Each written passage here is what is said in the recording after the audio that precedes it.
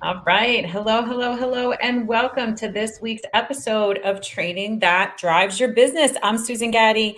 I am your host of this live session, and we have such a topic in store and in treat for you today. And this is based off of so many conversations that I hear everywhere about content. Content, right? Content for social media, content for training, on demand content, live content. Should it be through my phone? Should it be micro content, like in person content? I mean, honestly, the conversation around all the different ways to utilize and create and build and design content is like crazy. And what I really want to touch on is that while we're spending all of our time, all of our money, all of our project budgets, right, creating content, here's the thing, it's actually not the most valuable tool in your toolkit when it comes to creating training programs that will actually get your clients results and will drive your business. So that is our topic today. If content isn't king, what is? How do we figure out what to do with that? And what does this mean for all of us who have been spending our lives designing content? That's our conversation today. If we have not met yet, please allow me to introduce myself. I'm Susan Gaddy. I'm going to share a little something new we've created for you. You ready for this?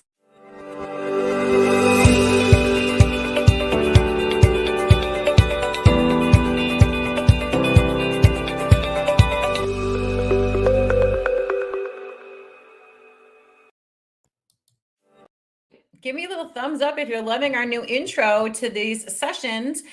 That's what I love about doing things imperfectly, messy, however you want to call your action. But it is true that we have been running sessions like this for months and months now. We've changed the name a bunch of times. We've changed the graphics. We've changed the flow. We've changed so many things.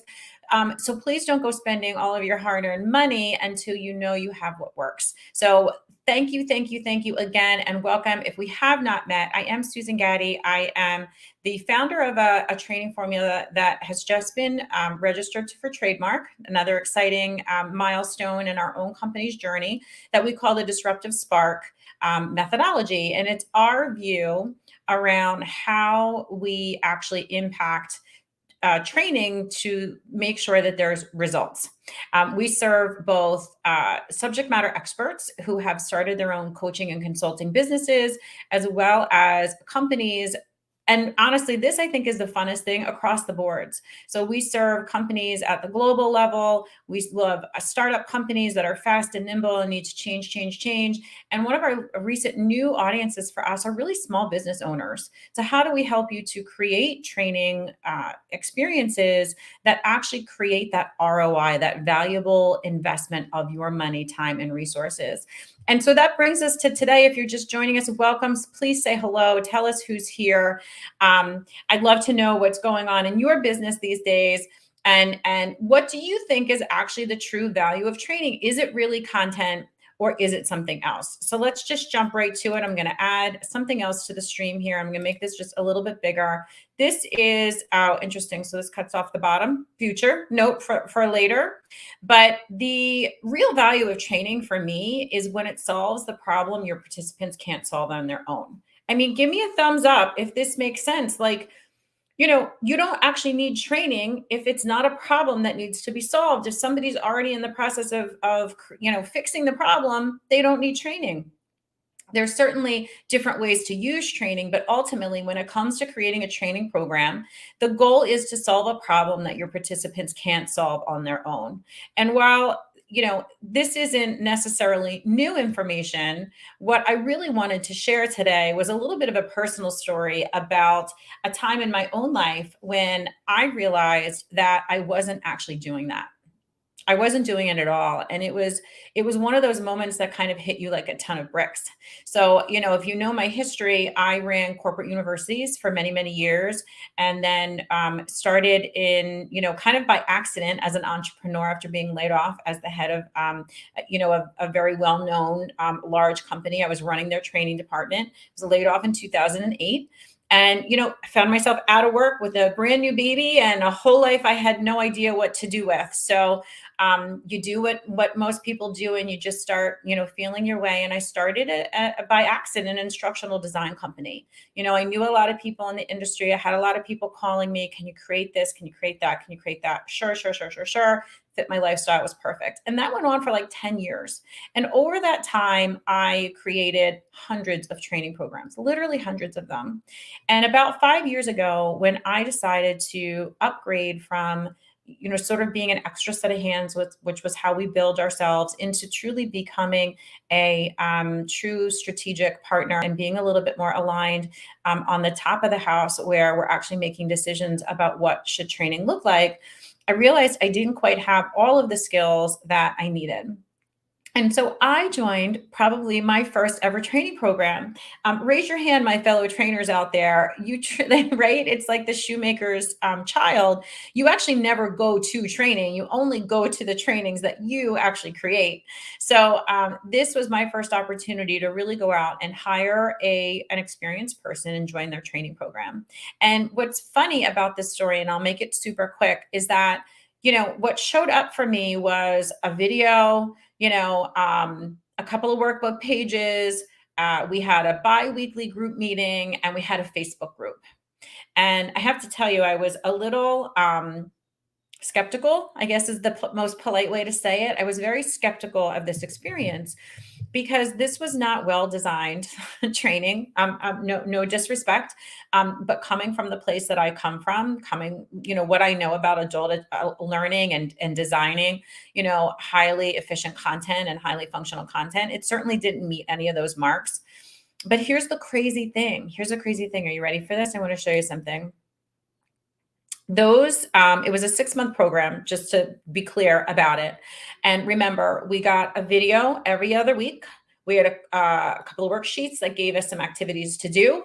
And then we met actually, I think we met like once a month on a call, and we had a Facebook group. So if we needed anything in between, we had the Facebook group. And let me tell you what happened for me at the end of this program. So I grew my income by, I know this has both the dollars and the percent, but to be clear, 150%. Not only that, but my confidence was like really at an all-time high. I had never felt so powerful in all my life.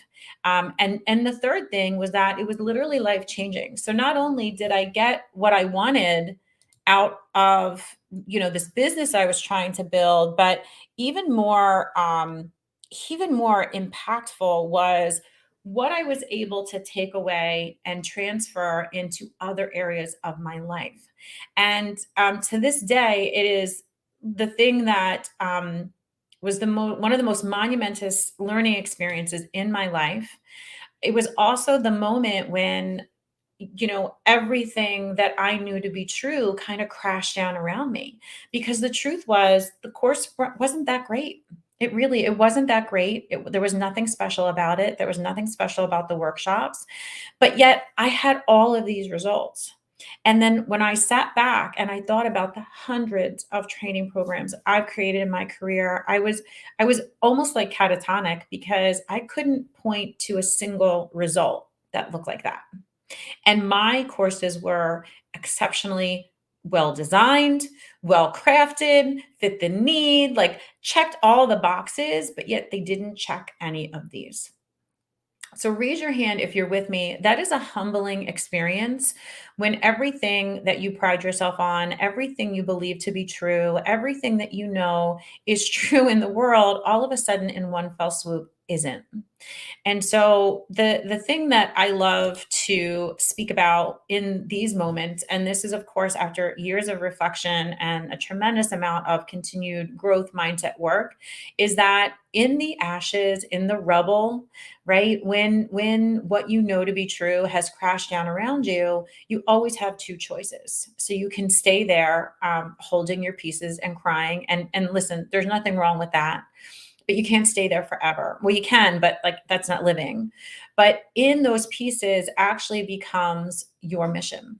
And 5 years ago, I launched a mission, and it was, how do we make training the most valuable thing that you could create, the most valuable thing you could create, bring into your company, the most valuable thing that literally would have the power to say it changed someone's life. And I put that as my North Star.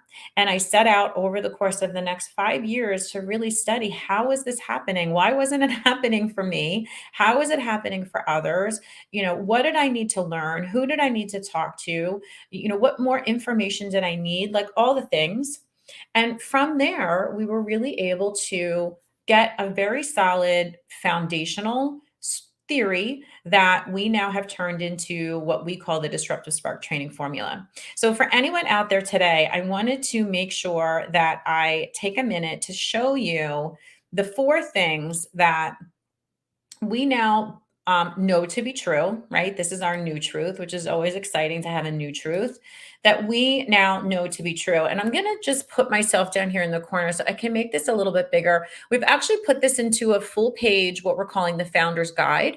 So for anyone in any capacity, if you are responsible for creating a training program, whether it's you as the coach or consultant for your business, whether it's you as the training department for your internal clients, right? Or whether it's you as the business owner yourself that are looking to truly affect great change in your people, in your organization, I encourage you to go ahead and scan the code right here. You can always just message me. I'm happy to send you this. But this is our Founder's Guide, which really walks you through the entire process. Today, what I really want to share with you is these first 4 phases. I hope this is big enough to see, but let me just walk through these with you really quickly. First things first. Again, what is the goal? The goal is to actually affect or create some kind of change, right? It's to solve a problem. So, in order to teach somebody something new, we must first disrupt their thinking and expand their awareness. This is where content is key. This is really where content is key. This is truly what social media, what your micro videos, what your live streams, live shows like this are, right? It's not about taking people to the end goal of a result. It is about waking them up, shaking them with love, and exposing them to something they didn't know, hadn't considered, didn't connect the dots on, right? It's creating that disruption in their thought process, in their belief system, in that pattern that they have every single day. You might think this is crazy. I'm going to share this as a side note. You might think this is crazy, but I literally drive a different way from my house every couple of months because I can't stand, actually, I'm like the poster child for disrupt yourself. I can't stand doing the same things the same way all the time. I constantly want to change my perspective. I constantly want to see new and different things. And when you take the same route to work every single day, or you drive the same way to your kid's school every single day, it might be efficient, right? Which is what the brain wants us to be, is absolutely efficient, which is why, creating routines and having consistency and building those neural mental pathways make life so much easier. But they also put us on autopilot, which means we are often blind to so many things around us. So here's a little tip for you. If you want to disrupt yourself, change up the way you normally drive somewhere, and you'll be surprised at how much more you notice about your environment. So that's what we're talking here when we talk about, this disrupt thinking, right? So once you've got somebody leaned all the way in, right? Now they're like, so what else do you know? What else can you tell me? What else is happening here? Then you can start to assign activities that require action. This is often a very, very big missing piece. And if you think back to my story with my coach in the program that I took, right, her videos were exactly that. They disrupted my thinking. They blew my mind sometimes. Sometimes they were so profound, I had to watch them 2 or 3 times, even though they weren't instructionally sound, right? I'm hoping that makes sense. But they were expanding me, they were opening my eyes, and then they were challenging me to create new neural pathways, right? So now that you're open and you're receptive and you're willing to receive, how do we start to change the things that are going to ultimately make the new routines that support the outcome that you want?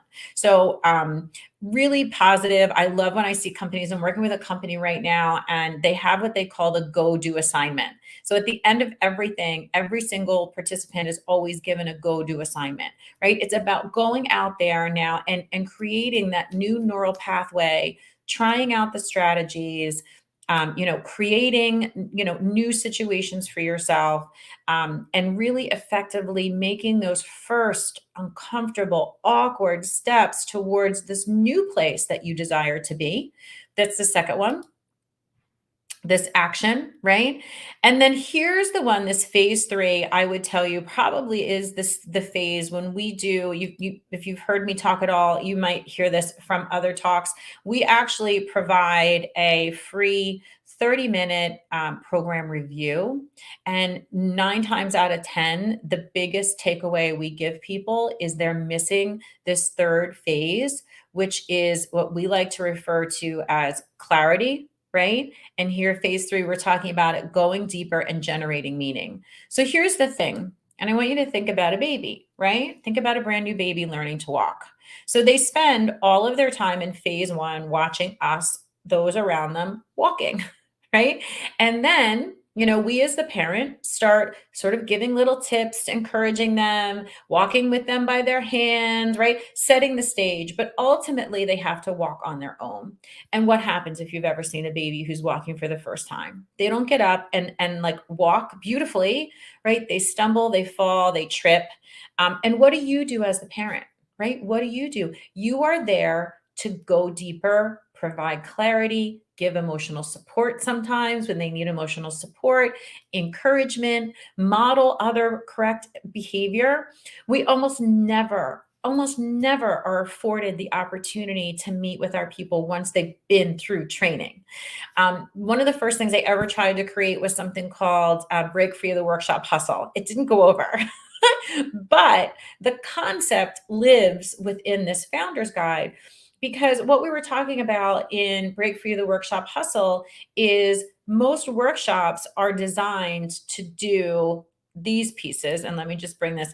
They're really designed, we're using our workshop time for phase one, and we're leaving people with actions to do, but we're almost never in a position where we can come back together again and be able to do what needs to be done in phase three. One of the methodologies that we teach, and actually I'm super excited that this is actually something that shows up on national conferences. I'll be teaching it, as a matter of fact, very soon for the next Learning Solutions through the Fabulous Network it's the Learning Solutions Conference, and it's through the fabulous network called the Learning Guild. So if you're not a member of the Learning Guild, we'll drop you a link to there. That is absolutely a stellar resource for anyone thinking about and working with training. They are amazing.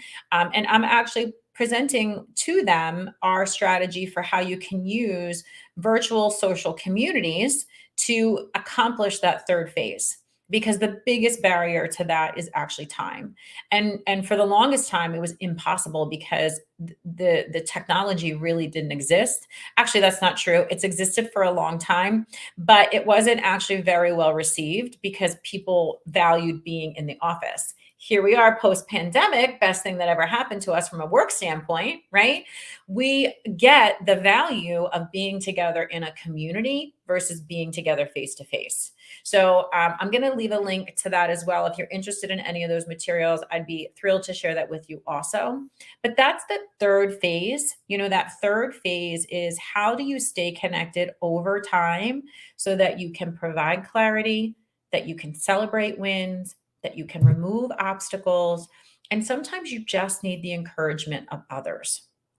Which brings us to the third phase, and I'll make this nice and big so you can see again, because the problem with most training, truly, if you take one thing away from today, take this. The problem with most training is that someone will try it once. It most likely will not work. I mean, you could literally go on and on about the number of things that you've tried the first time that didn't work, and so you've never tried them again. So the power of the community is that place where you are safe enough to make mistakes, to ask questions, to come back again over and over and over because it's quick, it's easy, it's on your phone, it's in the moment that you need it. It fits into your schedule. I mean, there's so many powerful things, but it's breaking down those barriers. Sometimes in the disruptive spark, we refer to it as unkinking the hose, right? So when people leave your training and they're out there doing it, what are the most common things that block them from success?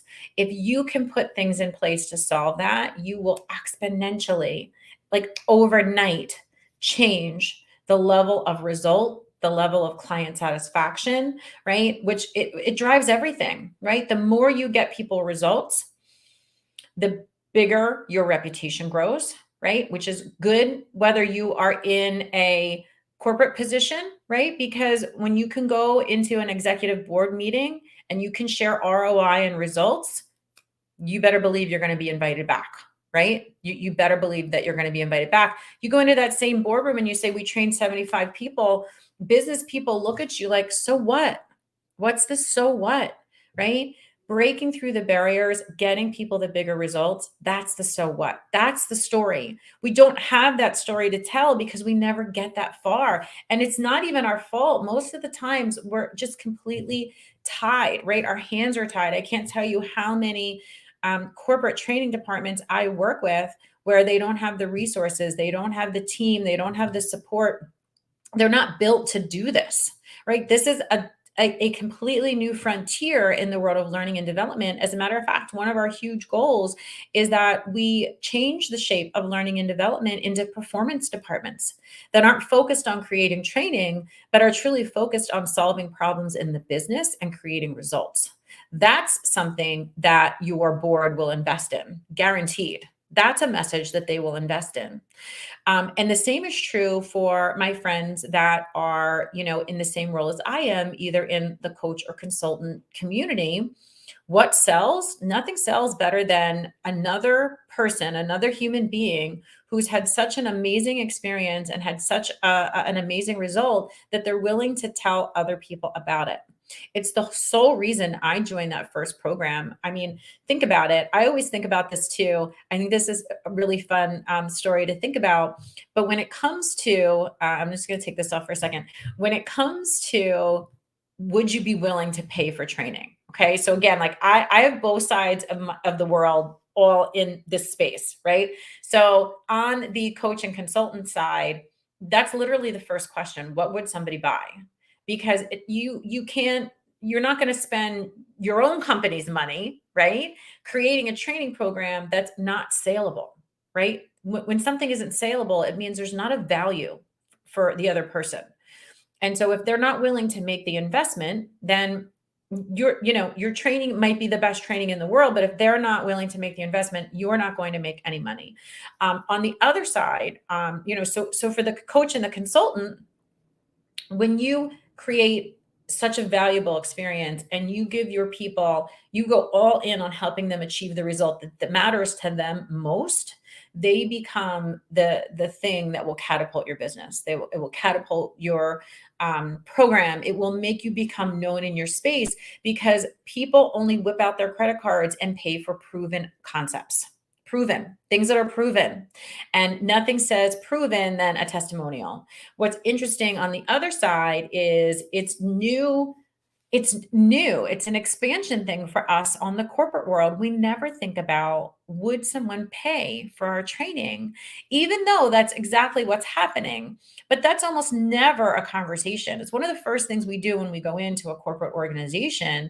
We're like, okay, let's start thinking about what this program design is going to look like. What do you think, Sally from the procurement department would actually pay for?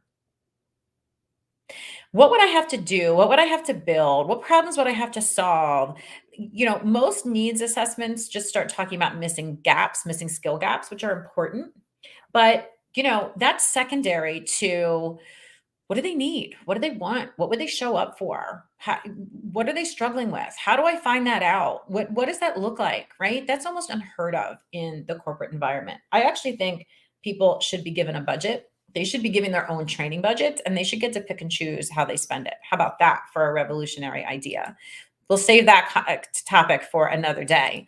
But back to this, and to wrap this off, right? What is going to elevate your success rates? What is going to make you be the star of the boardroom, right? What's going to get invited back for a seat at the executive table? What's going to get more people showing up to your events, purchasing your programs, joining your programs, right?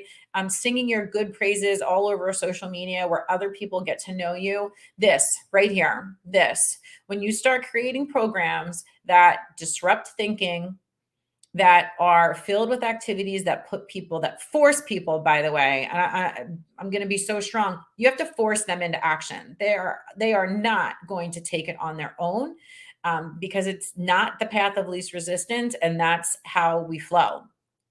So how do you get them into action? How do you then go deeper, add clarity, generate meaning? And then the fourth one is, how do you keep them engaged long enough that they actually make it to the finish line? That is really the crux of what makes training valuable. So I hope that you have stuck around to the end, because this is truly all you need to know in order to create the most successful training program you could possibly imagine. I am excited to hear any of your thoughts or questions. If this is anything that is speaking to you in any way, please go ahead and use this QR code, book a discovery call with us. You saw our theory around the design of result-based training. We work to develop your training teams internally, as well as we provide implementation and advisory services. I don't know if you have heard about our accelerator program, but that is also a very exciting program at a very nominal fee that really almost any individual could afford, and be able to create a training program that for their company. We have corporate people in that accelerator program. We also have individual coaches and consultants that are growing their business with training, which is so popular today, right? Everyone's creating their online training course. We can do better than that, people. We can do better than that. And if I would leave you with one final thought today, I always love to send people out the door with something, really inspirational and exciting, is that, remember, it's only crazy until it works, and then you're a genius. So this disruptive spark training formula, the way that we do business, has been a 5-year journey, and not an easy 5-year journey. That's a conversation for another day. So just remember, sometimes the only thing that kept me hanging on, that kept me moving forward, I always keep this on the side of my, my desk, is faith. Faith in me, faith in my ideas, faith in my future, right? Faith that everything I need will be presented to me when I am ready for it. At the end of the day, sometimes that faith, it's not even a religious faith. I mean, for me it is, but it doesn't have to be. But faith is just that belief, the belief that, what you know to be true at your core, right? At your center, all the way to your core, is actually possible. And even when the roadblocks happen, right? Even when the mistakes happen, even when you spend the money and it didn't work out, right? Even when, the thing you always have is your faith. So I hope that you found this extremely beneficial and helpful today. We have tons of resources from this session. We're going to post all of those things later so that you can access them. And I definitely would love to hear what was the most valuable takeaway from today. If you could synthesize it down into one simple thing, what was the most valuable thing you took away from today? And I wish you an amazing afternoon. We'll leave you with some music.